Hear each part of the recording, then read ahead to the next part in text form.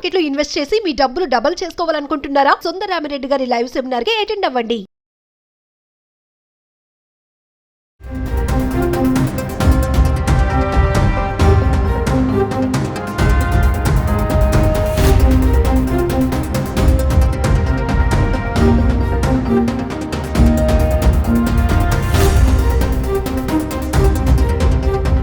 నమస్తే, welcome back to Suman TV. ప్రస్తుతం మనతో పాటు ఉన్నారు సీనియర్ పోలీస్ ఆఫీసర్ రెడ్డన్న గారు. నమస్తే సార్. నమస్కారం అండి. సార్, మరి ప్రజెంట్ ఇప్పుడు చూసుకుంటే హైదరాబాద్లో మరి అలర్ట్ ప్రకటించారు. మరి ఎవరైతే పాకిస్తాన్లో ఉన్నారో అంటే పాత బస్తీలో ఉన్నటువంటి పాకిస్తాన్లు అందరినీ కూడా 48 గంటలు తిరిగి వెళ్ళిపోవాలని చెప్పేసి ఎవరో ఇంకా చాలా మంది వీసా అయిపోయాక కూడా ఇక్కడే ఉంటున్నారంట. వాళ్ళందరికీ కూడా అలర్ట్ చేస్తున్నారు. మరి దీన్ని ఎలా చూడొచ్చు అంటారు? మీరు మీకు పాత బస్తీ గురించి చాలా కథలే ఉన్నాయి. 2007లో బాంబ్ బ్లాస్ట్ అయినప్పుడు అప్పుడు మేము ఒక సర్వే పెట్టాం. సర్వే పెట్టి బంగ్లాదేశీయులతో కొన్ని లింకులు ఉన్నాయి బాంబులు వచ్చిన ప్రకారం అని మొత్తం బయటకు తీస్తే వెస్ట్ బెంగాల్ బెంగాలీస్ అని చెప్పి, ఎందుకంటే బంగ్లాదేశీయులు బెంగాలీనే మాట్లాడతారు, వెస్ట్ బెంగాల్ వాళ్ళు బెంగాలీనే మాట్లాడతారు. వెస్ట్ బెంగాల్ పేరు మీద అక్కడ ఒక నది ఉంది, హుగ్లీ నది పక్కనే చిన్న నది ఉంది. ఆ నది దాటితే దానికి 150 రూపీస్ తీసుకుంటారు. అంటే ఈ అక్కడ నుంచి రావడానికి 150 రూపాయలు తీసుకొని బంగ్లాదేశ్ నుంచి డైరెక్ట్గా వెస్ట్ బెంగాల్లోకి అంటే కలకత్తాలోకి చొరబాటు వెళ్ళిపోతున్నారు. ఇక్కడికి వచ్చి ఇక్కడే కార్లు తీసుకొని ఇక్కడే అన్నీ చేసి ఇదే ఆ విధంగా అప్పుడు సర్వే చేస్తే 16,000 మందిని తేల్చాం. అంతా ఇల్లీగల్ ఇమ్మిగ్రెంట్స్.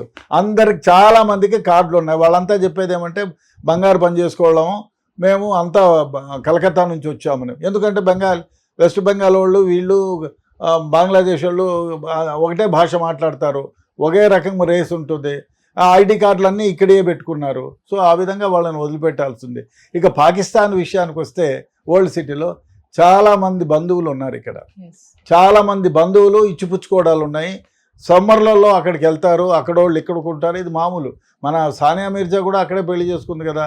ఆమె కాదు, చాలామంది ఇక్కడ పెళ్లి చేసుకున్నారు, అక్కడ పెళ్లి చేసుకున్నారు. బికాస్ నేను ఓల్డ్ సిటీలో పనిచేశాను కాబట్టి నాకు తెలుసు. అదేవిధంగా అక్కడి నుంచి ఇక్కడికి ఏదో హెల్త్ బాగాలేదని చూపించుకోవడానికి వచ్చి హాస్పిటల్లో అడ్మిట్ అయిపోయి 15 రోజుల కోసం 2 నెలల కోసం వీసా తీసుకొని వచ్చి 5 సంవత్సరాలుగా కూడా ఇక్కడే ఉండిపోయిన వాళ్ళు ఇల్లీగల్ ఇమిగ్రెంట్స్ చాలామందే ఉన్నారు. బహుశా వీళ్ళని కనిపెట్టడం కూడా కష్టమే. ఎందుకంటే వాళ్ళు వీసా ఎప్పుడో తీసుకొని వచ్చి ఒక అడ్రస్ పైన ఇమిగ్రెంట్స్గా వస్తారు ఇక్కడికి. ఆ వీసా అయిపోయిన తర్వాత ఆ 10 ఇల్లులు మారుతారు. వాళ్ళు గుర్తించడం కష్టం. ఎందుకంటే ఓల్డ్ సిటీలో ఉన్న జనాలును పాకిస్తాన్లో ఉండే వాళ్ళకు యూ కెనాట్. ఇప్పుడు యూరోపియన్లు అయితే మీరు ఈజీగా గుర్తుపడతారు. ఇప్పుడు పాకిస్తాన్ వాళ్ళని ఓల్డ్ సిటీ వాళ్ళని యూ కెనాట్ డిఫరెన్షియేట్. లాంగ్వేజ్లో ఏమన్నా గుర్తుపడతామా? లేదు. ఫుడ్ హ్యాబిట్స్లో ఏమన్నా గుర్తుపడతామా? లేదు.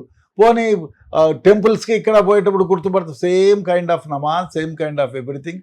You cannot differentiate. మీరు వాళ్ళను విడదీసి చూడడానికి వీలే లేదు. కాబట్టి ఇల్లీగల్ ఇమిగ్రెంట్స్ ఉంటే లోకల్ వాళ్ళు చెబితే తప్ప మనం గుర్తించలేము. ఒకటి, లేదా రికార్డెడ్గా ఉండి వాళ్ళ ఫోటోలతో పాటు ఉంటే ఆ విధంగా గుర్తించగలము. లేకపోతే చెప్పాలి, మీరు ఇల్లీగల్ ఇమిగ్రెంట్స్ ఎవరైనా ఇక్కడ దొరికితే ఎవరైనా వాళ్ళని ఇల్లీగల్గా ప్రోత్సహించి వాళ్ళ ఇళ్లలో పెట్టుకుంటే, హార్బరింగ్ చేస్తే వాళ్ళ కఠినంగా శిక్షలు ఉంటాయని చెప్పేది ఒక అనౌన్స్ చేయాలి. అదేవిధంగా 48 గంటల్లో పోలేకపోతే వీల్ అరెస్ట్ చేసి మేము మీరు డిపోర్ట్ చేస్తాము ఈ దేశం నుంచి అని చెప్పాలి. అది పెద్దగా ప్రచారం చేయగలిగితే, అదేవిధంగా ముల్లాసు వీళ్ళు ఎవరైతే ఉంటారో మసీదుల్లో వాళ్ళతో అలైన్ చేయించాలి. వాళ్ళు మసీదుకు ప్రతి రోజు పోతారు కాబట్టి వాళ్ళతో చెప్పించి, అయ్యా ఇల్లీగల్ ఇమిగ్రెంట్స్ ఎవరైనా పాకిస్తాన్లో ఉంటే దయచేసి మీ దేశానికి వెళ్ళిపోండి. అందుకు తగినటువంటి మనకు ఒకవేళ ఇల్లీగల్ ఇమిగ్రెంట్ అయినా మనం ఇప్పుడు పంపించేస్తాం. మామూలుగా వాగా బార్డర్ ద్వారా ఇంకో దగ్గరను టెంపరరీ వీసా ఇచ్చి పంపించేస్తాం. కాబట్టి అది కొంచెం ప్రణాళికాబద్ధంగా అందరికీ చెప్పి అనౌన్స్మెంట్ చేయగలిగితే కొంతవరకు కొందని పంపించగలుగుతాం.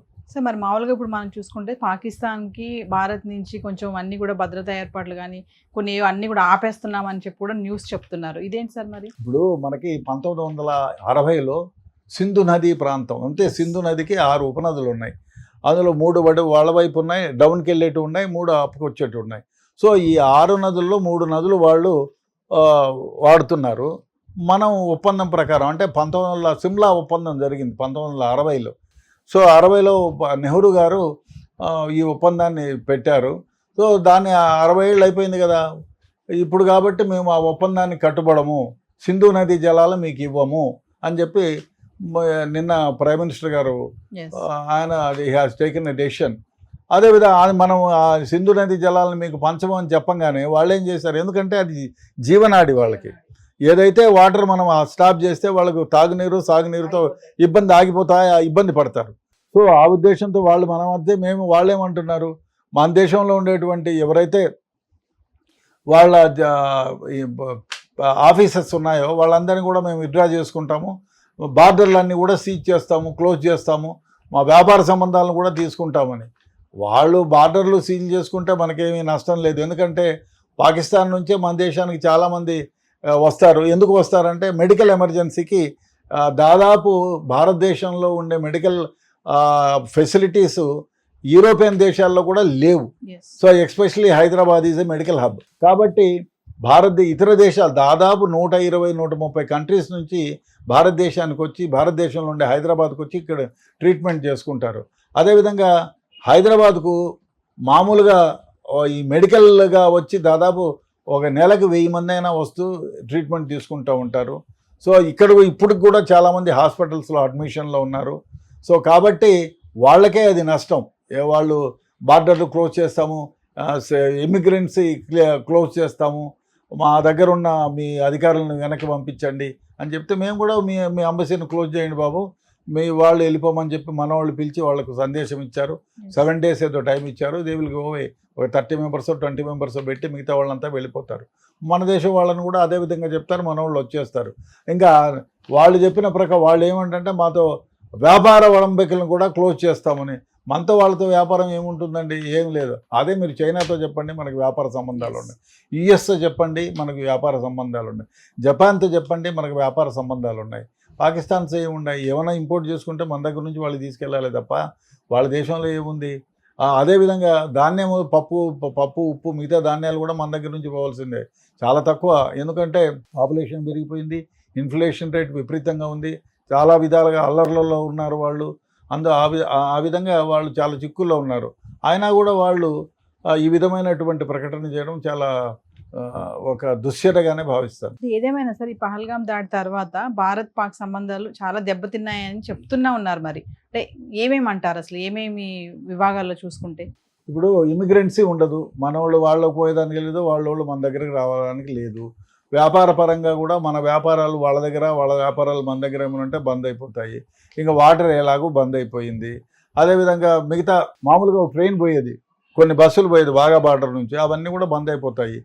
వాళ్ళు మెడికల్ ఎమర్జెన్సీ కోసం భారతదేశానికి వచ్చేవాళ్ళు, అది బంద్ అయిపోతాయి. అదేవిధంగా మనతో పాకిస్తాన్ అన్నదమ్ముల్లాగా ఉండేవాళ్ళం కదా, 75 ఏళ్ల క్రితం కూడా ఒకటే దేశం. సో ఇది విడిపోయిన తర్వాత అది 2 దేశాలుగా అయిపోయినాయి. అయితే బంధువర్గం ఇక్కడ ఉంది, అక్కడ ఉంది. కాబట్టి వాళ్ళు వాళ్ళకి ఇబ్బంది అవుతుంది. అంతకుమించి భారతదేశానికంటూ ప్రత్యేకమైన నష్టం అంటూ ఏమీ ఉండదండి. Thank you sir.